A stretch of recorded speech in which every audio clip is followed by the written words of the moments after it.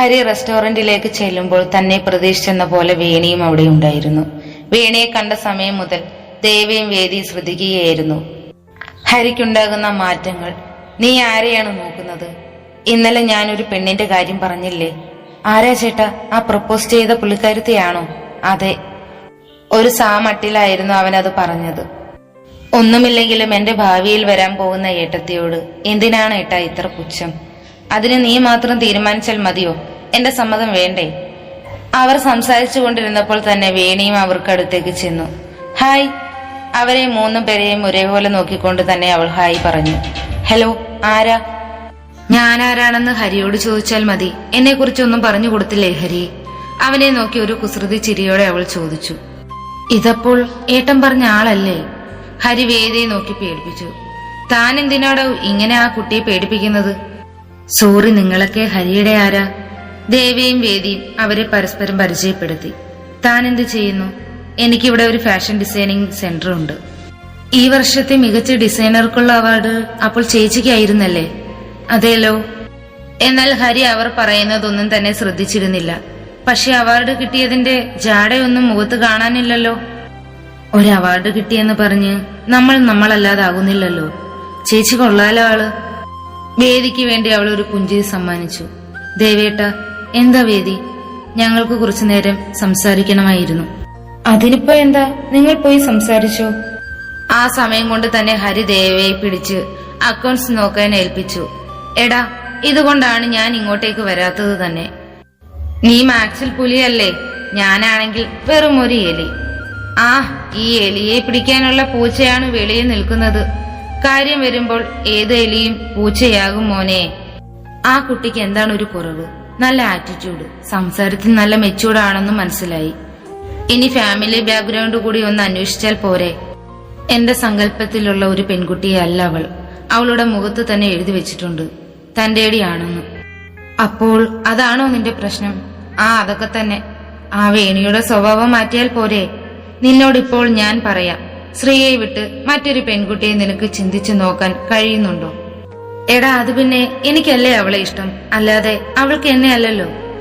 അത് തന്നെയാണ് ഇവിടെയും കുഴപ്പം. എനിക്കല്ല, അവൾക്കാണ് എന്നെ ഇഷ്ടം. നിന്നെ പോലെ എനിക്കും കാണില്ലേ എന്റെ സങ്കല്പത്തിലുള്ള ഒരു പെൺകുട്ടിയെ എനിക്ക് കിട്ടണമെന്ന്? നല്ലൊരു കുട്ടിയല്ലേടാ അവൾ. അവൾ നിന്നോട് ഇങ്ങോട്ട് ഇഷ്ടമാണെന്ന് പറഞ്ഞത് കൊണ്ടാണോ നിനക്ക് അവളോട് താല്പര്യമില്ലാത്തത്? അതുകൊണ്ടൊന്നുമല്ലടാ, എന്റെ സങ്കല്പത്തിലുള്ള ഒരു കുട്ടിയല്ല അവൾ. അതുകൊണ്ട് മാത്രമാണ്. ഇനി ഞാനായിട്ട് നിന്നോടൊന്നും പറയില്ല ഹരി. നീ ഒന്നും തൽക്കാലത്തേക്ക് ഇപ്പൊ പറയണ്ട. നീ കണക്ക് നോക്കിക്കേ. അവൻ അടുത്ത് കിടക്കുന്ന സോഫയിലേക്ക് കിടന്നുകൊണ്ട് ദേവയോടായി ഓർഡർ ഇട്ടു. നീ എന്താ പുറത്തേക്ക് പോകുന്നില്ലേ? ഇല്ലടാ, ഞാനൊന്ന് കിടക്കട്ടെ. ഹരി പിന്നെ ഒന്നും ചോദിക്കാൻ നിൽക്കാതെ അക്കൗണ്ട്സി ക്ലിയർ ചെയ്യാൻ തുടങ്ങി. താനെന്താടോ ഇത്രയും നേരമായിട്ട് ഒന്നും മിണ്ടാത്തത്? എന്തോ പറയാനുണ്ടെന്ന് പറഞ്ഞിട്ട്. താനെന്നൊന്നും വിളിക്കണ്ട, എന്റെ പേര് വേദികയെന്നാ. വേദയെന്ന് വിളിച്ചാൽ മതി. എന്നാ വേദിക്ക് ഇനി എന്താ എന്നോട് പറയാനുള്ളത്? അത് ചേച്ചിക്ക് ഇപ്പോൾ ചേട്ടനോടുള്ള സ്നേഹം വെറും ഒരു നേരമ്പോക്കാണോ? അതോ? വേണി അവളെ നോക്കി ഒന്ന് ചിരിച്ചു. എന്നിട്ട് തുടർന്നു. ഒരു നേരമ്പോക്കിന് പോലും നോക്കാനുള്ള സമയമില്ല എനിക്ക്. ഞാൻ സമയം കണ്ടെത്തി മോളുടെ ചേട്ടന്റെ അടുത്ത് വരുന്നത് വെറും ഒരു നേരമ്പോക്കിന് വേണ്ടിയിട്ടല്ല. സിൻസിയറായിട്ടുള്ള സ്നേഹം എന്റെ ഉള്ളിൽ തട്ടിയതുകൊണ്ട് മാത്രമാണ് ഞാൻ അവനെ കാണാൻ വേണ്ടി ഇവിടെ വരുന്നത്. ഇതിനു മുമ്പ് നിന്റെ ചേട്ടനെ ഞാൻ ഒരു വട്ടമേ കണ്ടിട്ടുള്ളൂ.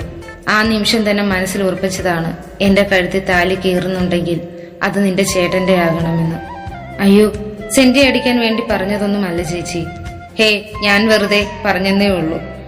ചേച്ചിയുടെ ഫ്രണ്ട്സിനെ ഒപ്പം കണ്ടില്ലല്ലോ. ഒറ്റയ്ക്കാണോ വന്നത്? ചേട്ടനും അനിയത്തിയും ഉണ്ടായിരുന്നു. എന്നിട്ട് അവർ എന്തിയെ? ഓഫീസിൽ നിന്നൊരു കോൾ വന്നപ്പോൾ ചേട്ടൻ പോയി. അവന്റെ പിന്നാലെ അവളും. ഞാൻ എന്തായാലും ഇത്രയും നേരം വെയിറ്റ് ചെയ്ത് ഇവിടെ ഇരുന്നതല്ലേ, ഹരിയെ കണ്ടിട്ട് തന്നെ ഇന്ന് പോകുന്നുള്ളൂ എന്ന് കരുതി. ഞങ്ങൾ ഒരുപാട് ലേറ്റായോ വന്നപ്പോൾ? അവർ പോയതിന്റെ പുറകെ തന്നെയാണ് നിങ്ങളും വന്നത്. അതൊന്നും കുഴപ്പമില്ല. പെണ്ണു കാണാൻ വരുമ്പോൾ എല്ലാവരെയും ഒരുമിച്ച് കാണാം. നിന്റെ ഏട്ടനെ എങ്ങനെയെങ്കിലും ഒന്ന് ഇവിടെ വരുത്തിക്കാമോ? ഞാൻ ഉറപ്പൊന്നും പറയുന്നില്ല, നോക്കാം. പിന്നെ ഏട്ടന്റെ നമ്പർ വേണ്ടേ? പിന്നെ വേണ്ടേ? വേദി പെട്ടെന്ന് തന്നെ ഹരിയുടെ നമ്പർ പറഞ്ഞു കൊടുത്തു. ഒപ്പം വേദിയുടെയും. ചേച്ചി ഇവിടെ ഇരിക്കെ, ഞാൻ പോയി വിളിച്ചിട്ട് വരാം. വേദിക്കറിയാം വേണി വിളിക്കുന്നു എന്ന് പറഞ്ഞാൽ അവൻ ഒട്ടും വരില്ല എന്ന്. അതുകൊണ്ട് തന്നെ ഒരു കസ്റ്റമർ അത്യാവശ്യമായി കാണണമെന്ന് പറഞ്ഞു ഹരിയെ വേണിയുടെ അടുത്തേക്ക് എത്തിച്ചു. ഹരി അവിടെ ചെന്ന് ചുറ്റിനു നോക്കിയിട്ടും ആരും തന്നെ ശ്രദ്ധിക്കുന്നില്ല. ആകെ ശ്രദ്ധിക്കുന്നത് വേണിയാണ്. അവളാണെങ്കിൽ അവനെ ഇമ വെട്ടാതെ നോക്കിയിരുന്ന് ദഹിപ്പിക്കുകയാണ്. ഹലോ, ആരെയാണ് നോക്കുന്നത്? വേണി അവന്റെ അരികിലേക്ക് ചെന്നുകൊണ്ട് ചോദിച്ചു. നിന്റെ അച്ഛനെ.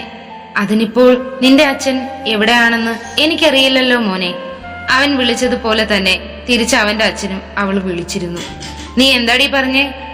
അത്രയും പറഞ്ഞുകൊണ്ട് അവൻ അവളെ അടിക്കാൻ കൈ പൊക്കിയതും അവന്റെ കൈയെ അവൾ കീറിപ്പിടിച്ചു. നിന്നെ സ്നേഹിക്കുന്നു എന്ന് പറഞ്ഞത് സത്യമാണ് എന്ന് കരുതി വെറുതെ ആവശ്യമില്ലാതെ വീട്ടിലിരിക്കുന്ന എന്റെ അച്ഛനെ പറയേണ്ട ഒരു ആവശ്യവുമില്ല. അപ്പൊ പിന്നെ നീ എന്തിനാ എന്റെ അച്ഛന് പറഞ്ഞത്? സ്വന്തം അച്ഛന് പറഞ്ഞപ്പോൾ സഹിക്കുന്നില്ല അല്ലേ? അതുപോലെ തന്നെയാണ് എന്റെ അച്ഛനും എനിക്ക് പ്രിയപ്പെട്ടത്. നീ എന്താ ഓവർ സ്മാർട്ട് ആകാൻ നോക്കുകയാണോ? അങ്ങനെ തോന്നിയെങ്കിൽ എനിക്കൊന്നും ചെയ്യാൻ കഴിയില്ല. എനിക്കറിയാം ഞാൻ ഇങ്ങനെയൊക്കെ പറയുമ്പോൾ തനിക്ക് എന്നോട് ഒന്നുകൂടി ദേഷ്യം കൂടത്തേ ഉള്ളൂ, അല്ലാതെ സ്നേഹമൊന്നും വരാൻ പോകുന്നില്ല എന്ന്. അത് നിനക്കറിയാമെങ്കിൽ നീ എന്തിനാ എന്റെ പുറകെ ഇങ്ങനെ കൂടിയിരിക്കുന്നത്? ഞാൻ പറഞ്ഞല്ലോ, എനിക്ക് തന്നെ ഇഷ്ടമാണ്. കല്യാണം കഴിക്കുന്നുണ്ടെങ്കിൽ അത് തന്നെ മാത്രമായിരിക്കും. അതിന് നീ കൂടി തീരുമാനിച്ചാൽ മതിയോ? എന്റെ കാര്യം ഞാൻ മനസ്സ് വെച്ചാൽ മതി.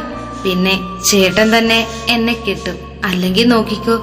അവളുടെ മുഖത്ത് മാറി മറയുന്ന ഭാവ വ്യത്യാസങ്ങളും അവൻ ശ്രദ്ധിച്ചു. സംസാരത്തിൽ കുറച്ച് കുഴച്ചിലുണ്ടെങ്കിലും ആ നിമിഷം അവളുടെ മുഖത്തേക്ക് നോക്കിയപ്പോൾ അവൾ ഒരു പ്രതികാരം എന്ന പോലെയാണ് അവനോട് അങ്ങനെ പറഞ്ഞത്. അത്രയും പറഞ്ഞിട്ട് അവൾ അവിടെ നിന്നും പോയി. ഹരി വേദിക്ക് നല്ലതുപോലെ കൊടുക്കുകയും ചെയ്തു, കള്ളം പറഞ്ഞ് തന്നെ വേണിയുടെ അടുത്തെത്തിച്ചതിന്. വേണി തിരിച്ച് വീട്ടിലെത്തിയപ്പോൾ തന്നെ പ്രതീക്ഷിച്ചെന്ന പോലെ തന്നെ എല്ലാവരും ഫ്രണ്ടിൽ തന്നെ ഉണ്ടായിരുന്നു. ഇതെന്താ, എല്ലാവരും കാര്യമായി എന്തോ വലിയ ചർച്ചയിലാണെന്ന് തോന്നുന്നല്ലോ. അവൾ അകത്തേക്ക് വന്നുകൊണ്ട് പറഞ്ഞു. ആ നിന്റെ കാര്യം തന്നെയാണ് ഞങ്ങൾ ചർച്ച ചെയ്തുകൊണ്ടിരിക്കുന്നത്, അംബിക അവളോടായി പറഞ്ഞു. എന്റെ കാര്യമാണോ? എന്നാ കേക്കട്ടെ ഞാനും കൂടി എന്താണെന്ന്. നിന്റെ കല്യാണക്കാര്യം അല്ലാതെ എന്താ? എന്റെ കല്യാണക്കാര്യമോ? അച്ഛൻ എന്തൊക്കെയായി പറഞ്ഞു വരുന്നത്? പെൺകുട്ടികളുടെ ഒരു പ്രായം കഴിഞ്ഞാൽ അവരെ കെട്ടിച്ചു വിടണമെന്നൊരു ചുമതലയുണ്ട് മാതാപിതാക്കൾക്ക്. അതറിയാമോ മോൾക്ക്? അച്ഛ, അതിന് നിന്റെ ഒരു ഇഷ്ടത്തിനും ഞങ്ങൾ ഇവിടെ ആരും തടസ്സം നിന്നിട്ടില്ല. ഇനിയെങ്കിലും ഞങ്ങൾ പറയുന്നത് നിനക്കൊന്ന് അനുസരിച്ചൂടെ? അച്ഛ പ്ലീസ്, എനിക്കിപ്പോൾ ഒരു കല്യാണം വേണ്ട. സമയമാകുമ്പോൾ ഞാൻ തന്നെ പറയാം. നിന്റെ മനസ്സിൽ ആരെങ്കിലും ഉണ്ടോ? അവൾ അയാൾക്ക് വേണ്ടി ഒരു പുഞ്ചിരി മാത്രമാണ് സമ്മാനിച്ചത്. നിന്റെ ചിരിയുടെ അർത്ഥം എന്താണപ്പോൾ? ഇനി ഞാൻ ഒളിക്കുന്നില്ല അച്ഛ, എനിക്കൊരാളെ ഇഷ്ടമാണ്. ഇപ്പോൾ കല്യാണം കഴിക്കാനുള്ള സാഹചര്യത്തിലല്ല അദ്ദേഹം ഇപ്പോൾ. സമയമാകുമ്പോൾ ഞാൻ തന്നെ പറയാം. അത്രയും പറഞ്ഞിട്ട് അവൾ തന്റെ റൂമിലേക്ക് പോയി. എനിക്കറിയാമായിരുന്നു ബാലേട്ട ഇതിങ്ങനെ നടക്കൂ എന്ന്. അവളൊരു അറേഞ്ച് മാരേജിനൊന്നും നിൽക്കില്ലെന്ന് നമുക്ക് പണ്ടേ അറിയാവുന്ന കാര്യമല്ലേ അച്ഛ? നിങ്ങൾ പറഞ്ഞതിലും കാര്യമുണ്ട്. ശ്രീ, നീ അവളെ പോയിട്ട് ഫ്രഷ് ആയിട്ട് കൂട്ടിക്കൊണ്ടുപോവാ. ഇനി എന്താ അച്ഛാ? ഞാൻ പറയാം മോനെ. അവൾ ആദ്യം പോയി ശ്രീയെ കൂട്ടിക്കൊണ്ടുവരട്ടെ. ശ്രീ വേണിയെ വിളിക്കാൻ വേണ്ടി റൂമിലേക്ക് പോയി. സിദ്ധു, വേണി നിന്നോട് എന്തെങ്കിലും പറഞ്ഞിട്ടുണ്ടോ? ഉണ്ടച്ച. സമയമാവുമ്പോൾ ആരാണെന്ന് അവൾ തന്നെ പറയും. എന്റെ മോളുടെ സെലക്ഷൻ ഒരിക്കലും പാഴാകില്ല, അതെനിക്ക് നല്ലതുപോലെ അറിയാം. 20 മിനിറ്റിനകം തന്നെ വേണിയും ശ്രീയും താഴേക്ക് വന്നു. എന്താ അച്ഛ പറയാനുണ്ടെന്ന് പറഞ്ഞേ? നിനക്കെന്തായാലും ഇപ്പോഴേ കല്യാണം വേണ്ട എന്ന് പറഞ്ഞ സ്ഥിതിക്ക് സിദ്ധുവിന്റെ കല്യാണം നടത്താമെന്ന് തീരുമാനിച്ചു. അതോ ഇനി നിനക്കും വേറെ ആരെങ്കിലുമായിട്ട് വല്ല? ഹേയ്, അങ്ങനെയൊന്നുമില്ല അച്ഛ.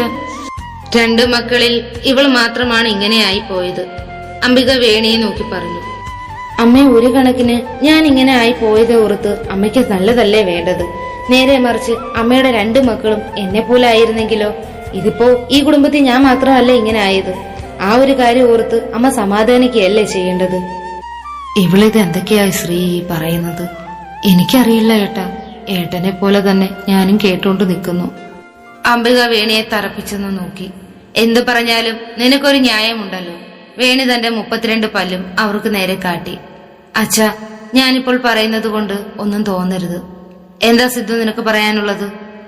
പെങ്ങന്മാര് നിൽക്കുമ്പോൾ എങ്ങനെയാണ് ഞാനൊരു കുട്ടിയെ നിന്റെ അച്ഛനൊന്നും കാണാതെ ഇങ്ങനെയൊക്കെ സംസാരിക്കുമെന്ന് നിനക്ക് തോന്നുന്നുണ്ടോ? അംബിക സിദ്ധുവിനോട് സംസാരിച്ചുകൊണ്ട് തന്നെ ബാലനെ നോക്കി. അംബിക എന്താണ് പറയാൻ വരുന്നതെന്ന് പോലും അറിയാതെ ഒരു നിമിഷത്തേക്ക് 3 പേരും പരസ്പരം മാറി മാറി നോക്കി. അമ്മ ഇങ്ങനെ മുഖവിരയിടേണ്ട ആവശ്യമെന്താ? വേണി അമ്മയോടായി ചോദിച്ചു. സിദ്ധുവിന് അച്ഛന്റെ ഫ്രണ്ടിന്റെ വഴി ഒരു കല്യാണാലോചന വന്നിട്ടുണ്ട്. അതിനിപ്പോ എന്താ? നീ അതിനെന്നെ ഒന്ന് പറയാൻ അനുവദിക്ക് വേണി. ഇടയ്ക്ക് കയറി സംസാരിക്കാൻ നിൽക്കാതെ. അമ്മ പറയുന്ന ശ്രദ്ധിക്ക് ചേച്ചി. ഞാൻ ഇനി ഒന്നും പറയുന്നില്ല, അമ്മ ബാക്കി പറ.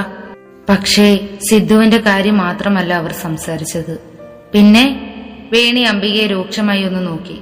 ഇല്ലമ്മേ, അമ്മ പറഞ്ഞോ. അവർ ഒരു മാറ്റക്കല്യാണമാണ് പ്രതീക്ഷിക്കുന്നത്.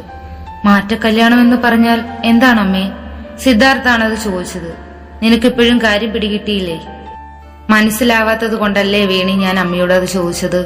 എന്നാൽ കേട്ടോ, അവിടെ നിന്ന് ഒരു പെൺകുട്ടിയെ ഇവിടേക്കും ഇവിടെ നിന്നൊരു പെൺകുട്ടിയെ അവിടേക്കും കെട്ടിച്ചു കൊടുക്കുന്നതിനെയാണ് മാറ്റക്കല്യാണം എന്ന് പറയുന്നത്.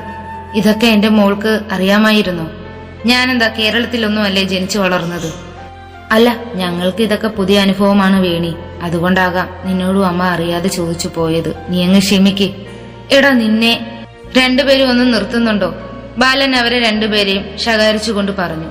വേണി എന്തായാലും അവൾക്ക് ചെറുക്കനെ കണ്ടെത്തിയ സ്ഥിതിക്ക് എനിക്ക് കൊടുത്ത വാക്ക് തിരിച്ചെടുക്കാൻ കഴിയില്ല. അതുകൊണ്ട് തന്നെ വേണിയുടെ സ്ഥാനത്ത് ശ്രീയെയാക്കി. അച്ഛാ, അത് പിന്നെ ഇനി മോൾക്കാരെങ്കിലുമായിട്ട്? ഒരിക്കലുമില്ല അച്ഛാ. അച്ഛൻ കൊടുത്ത വാക്ക് ഇന്നേവരെ പാലിച്ചിട്ടേ ഉള്ളൂ. അത് മോളായിട്ട്.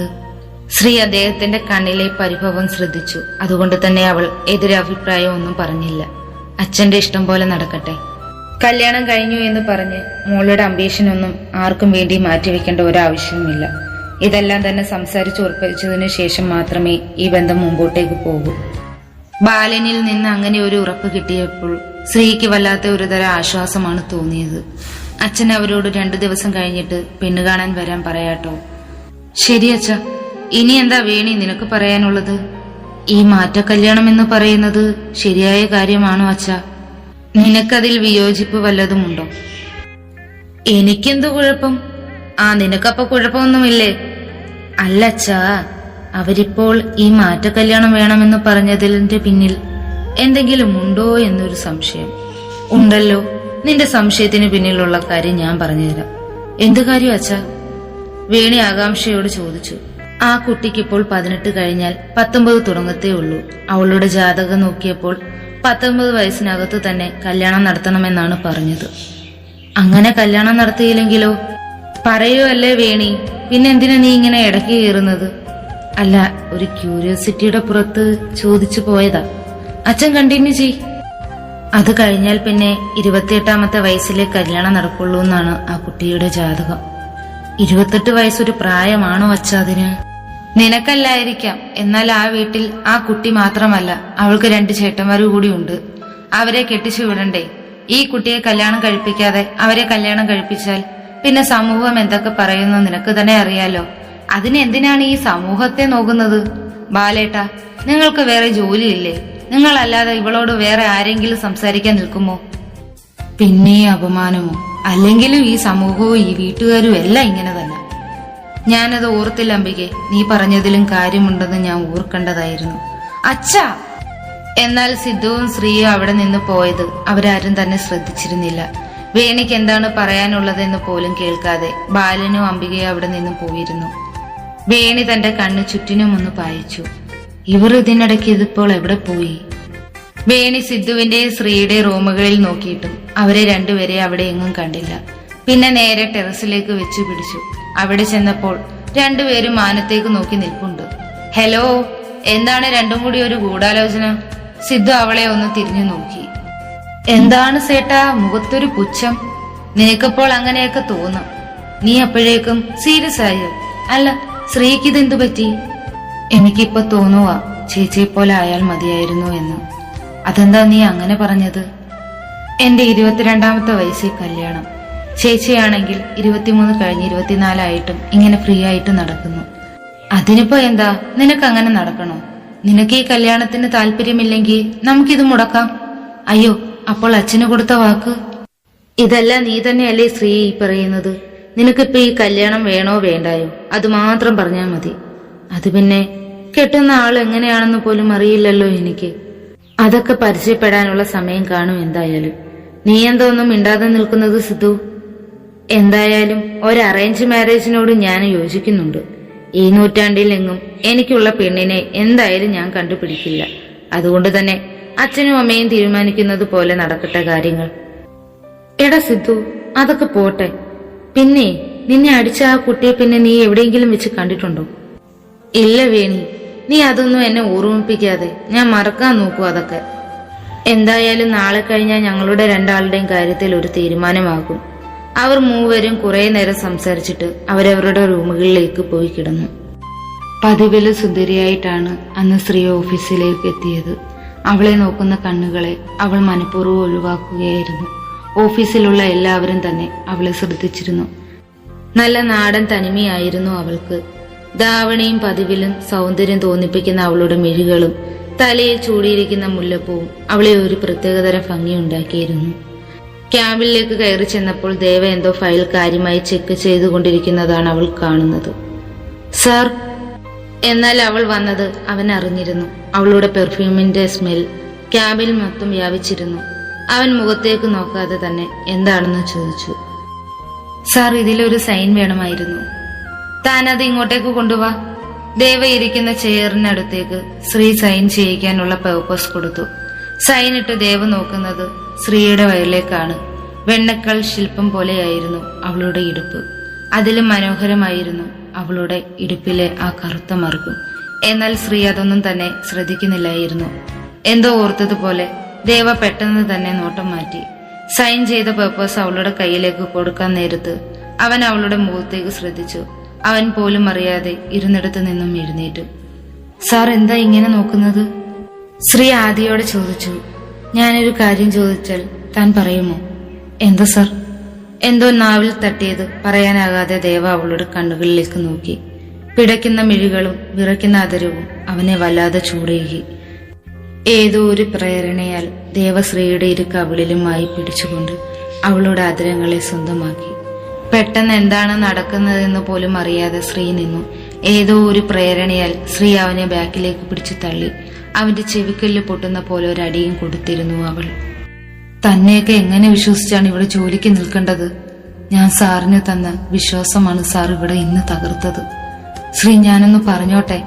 സാറിന് എന്ത് പറയാൻ പോവുകയാണ്? ചെയ്തത് തെറ്റാണെന്ന്. ദേവിക്ക് എന്താണ് പറയാനുള്ളതെന്ന് പോലും കേൾക്കാതെ ശ്രീ അവിടെ നിന്നും പോയി. ശ്രീ ഓഫീസിൽ നിന്ന് പോയതിനു പിന്നാലെ ദേവി ഓഫീസിൽ നിന്ന് നേരെ പോയത് റെസ്റ്റോറന്റിലേക്കായിരുന്നു. എടാ, നീ ഒന്ന് വന്നേ. ദേവ ഹരിയെ വെപ്രാളത്തോടെ തന്നെ റെസ്റ്റോറന്റിൽ നിന്ന് പുറത്തേക്ക് വിളിച്ചുകൊണ്ടുപോയി. എവിടേക്കാടാ കൂട്ടിക്കൊണ്ടുപോന്നേ? എന്റെ കൈ വീട്. എന്താ കാര്യം പറ നീ ആദ്യമേ. എടാ അത് പിന്നെ ചെറിയൊരു അബദ്ധം പറ്റി.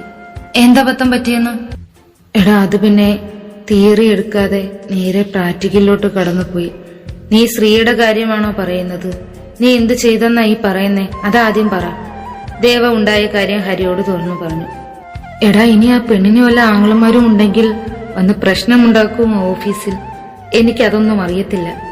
നീ ഇഷ്ടമാണെന്ന് പോലും പറയാതെ എന്തുണ്ടാക്കാൻ വേണ്ടിയിട്ടാണ് അവളെ പിടിച്ച് കിസ് ചെയ്തത്? അപ്പോഴത്തെ ഒരു സാഹചര്യത്തിൽ. എന്ത് സാഹചര്യത്തിൽ? എടാ, സോറി, പറ്റിപ്പോയി. സോറി നീ എന്നോടല്ല ചോദിക്കേണ്ടത്. എടാ, ഇനിയിപ്പോ എന്ത് ചെയ്യും? എന്ത് ചെയ്യാൻ? വരാനുള്ളത് അനുഭവിക്കുക തന്നെ. നീ എന്തായാലും തിരിച്ച് ഓഫീസിലേക്ക് തന്നെ പോ. അവിടെ ഉള്ളവരെയൊക്കെ മുഖത്ത് എങ്ങനെ നോക്കാനാടാ ഞാൻ? ചെയ്യേണ്ടതെല്ലാം ചെയ്തു വെച്ചിട്ട് മുഖത്ത് നോക്കാൻ പറ്റുന്നില്ല പോലും. നീ ഓഫീസിലേക്ക് പോക്കോ, ഞാൻ ഇവിടെ ഇരിക്കാം. തല്ലുകൊള്ളുന്നെങ്കിൽ അത് എനിക്ക് കൊള്ളട്ടെന്ന്. കൊള്ളാ നീ. അതുകൊണ്ടൊന്നുമല്ല, ആകെ ഒരു തരം വീർപ്പ് മുട്ടല് പോലെ. 2-3 ഓർഡറൊക്കെ ഉണ്ട്. എല്ലാം കറക്റ്റായിട്ട് എടുത്തു കൊടുക്കണം കേട്ടോ? ശരിയടാ. ഹരി അവനെ റെസ്റ്റോറന്റിൽ ഏൽപ്പിച്ചിട്ട് നേരെ ഓഫീസിലേക്കാണ് പോയത്. തുടരും. ഈ ഒരു സ്റ്റോറി നിങ്ങൾക്ക് ഇഷ്ടമായ like, comment, share and subscribe ചെയ്യാൻ മറക്കരുത്.